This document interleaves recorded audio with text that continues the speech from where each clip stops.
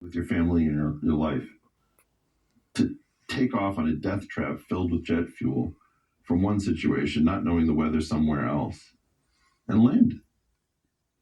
We do trust our institutions, and we don't, and we do, and we don't, and it's making us crazy. Well, that's the worst thing, right? If we just didn't trust them, that would be a lot easier. It's this ambiguity. It's Schrodinger's bullshit. Yes.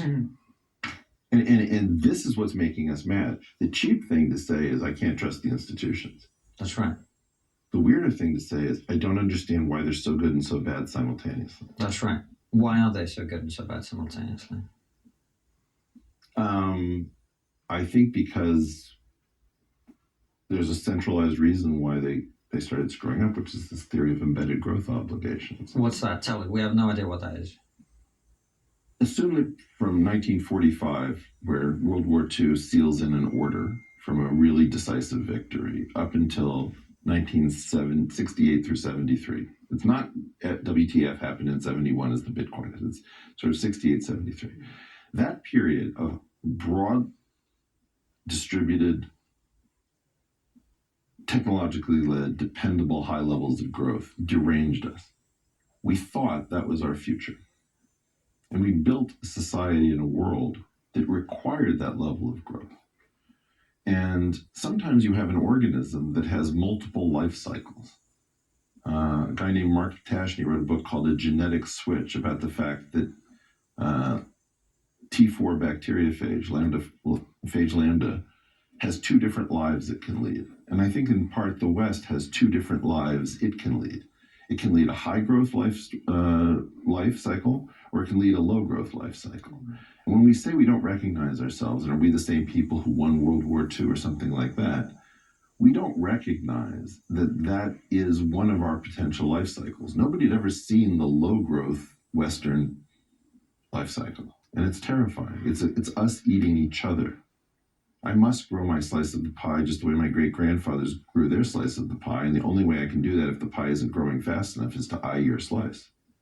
So I'm looking at your slice. And suddenly we each appear to each other, not as a source of inspiration, but as a source of protein and nourishment. And that's a very fear-based response, isn't it, Eric? Well, it's a realistic response. In other words, if I'm doing something that's growth-based, and if I suffused all of these institutions with certain growth obligations, the portion of that institution, like its pension fund, that had to grow at a level that it cannot grow at becomes psychopathic, right? Is that why we print endless money that we don't have and borrow from our grandchildren?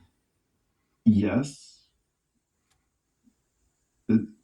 In essence, what happened was north of Bretton Woods collapsing and the removal of the gold standard.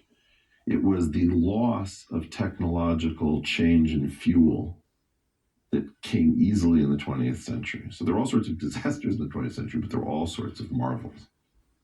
And when those started to dry up, which essentially came from something I've called Umwelt hacking, that you could see more and more with scientific instrumentation. So you could look into the cell. At some point, you had to guess at what the three-dimensional structure of DNA was. At some point, you could basically look at it, right? So we started to get into a place where we couldn't sustain the science. The science couldn't sustain the technology. The technology couldn't sustain the markets, and everything had been built with an obligation. So the whole point of this theory of egos or embedded growth obligations is, how do we have a theory why all institutions would sort of get into trouble at once? And the common thing is growth that can't be met, right? So that's why everything went funny. Now, that's not to say that we're not analytic.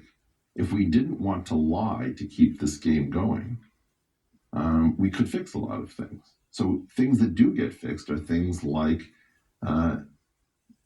airplane checklists to make sure that we don't take off with something broken. The checklist is also operative in a hospital, so you don't amputate the wrong leg. So the explosion in iatrogenics, which is the harm done by physicians to their own patients, and the epidemic of crashes that ended, both in part result from a common understanding and management that a checklist is a life-saving thing. We could do that with integrity to the growth-based parts, the pension. I could say to you, actually, these commitments we made to your pension can't be met. Here's what's realistic, and here's what's safe. How do you guys feel about 2% or 1.5% growth? And you say, well, can I retire? Not really very well. You might have paid my whole life into helping other people. Yeah, you're the loser in a pyramid scheme. How do you feel? Well, you don't feel good. That's the part I have to start lying about. Right. I've been thinking about this a lot, man, because that's really every time I haven't been able to work out up until this conversation why every time there's a crisis, no one says we have a limited amount of money. No one ever says that. It's like in this country, the NHS is always underfunded. If the electricity prices or gas prices go up, the government has to support people, right? And who could disagree with that? Well, and tell me something. How many of these people know the word seniorage? None. Do you? No. No. Seniorage is the tax on the holders of money that they experience when you print more of it. Right. So in essence, when the money supply goes up and you say, we really need to do something about monetary policy in order to alleviate the pressure, you're really saying we need to tax the holders of money by printing more of it. So you're raising money through seniorage. And then you have like all of these other things that are really bizarrely explained, like a stock market crash. Stocks fell today in a precipitous decline over the last 3 trading hours. That's not what happened at all. The right way of saying it is the dollar surged against equities, or the pound surged against the FTSE. And what is it? You've got this amazing and beautiful numerator, which is an index fund, let's say, with 500 stocks for the S&P. But what's your denominator? Oh, it's the dollar. It's one instrument. And that one instrument is further disguised by being called the numeraire. It's the measuring stick. So now you're playing games with a rubberized measuring stick. And when the measuring stick moves, that's what caused all the equities to apparently fall. It's not the price of equities. It's an exchange rate with another instrument, and the other instrument surged. So what we do is we keep you in a perpetual state of stupidity.